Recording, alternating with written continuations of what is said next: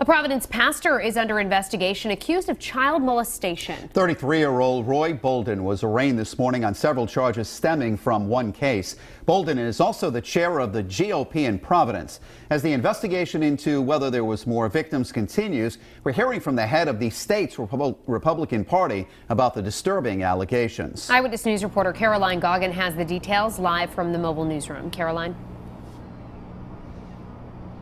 Well, Shannon and Mike, we told you first on Eyewitness News at 5 and 6 that Roy Bolden, who was the chair of Providence's GOP, was stripped of that title earlier today. Tonight, we're speaking with the man who made that decision, the state's GOP chairman.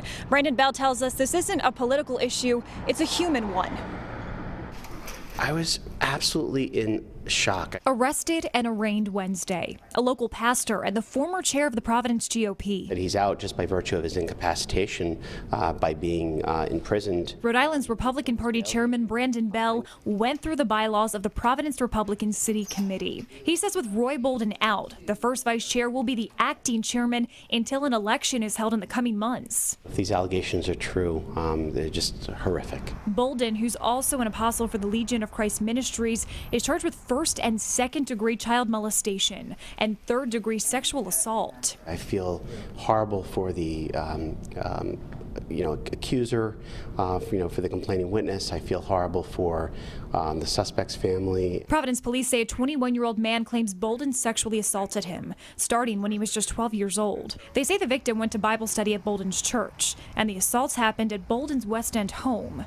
Bell tells us the 33-year-old man served half his term as Providence GOP chairman, an elected volunteer position. He knew the man to be of decent character, now waiting to see how it all plays out. Someone accused of such horrific crimes is usually guilty with the court of public opinion. I would suggest that he still has his right to a trial by jury. He has his right to defend against what could be not completely true allegations. We don't know that. And as far as that last quote is concerned, Bell did want to clarify that is not an attack against the alleged victim and his family. Now, police tell us more charges could be filed in this case, and there could be more victims out there. If there are any, they encourage them to contact police. Reporting live at the mobile newsroom, I'm Caroline Goggin, Eyewitness News.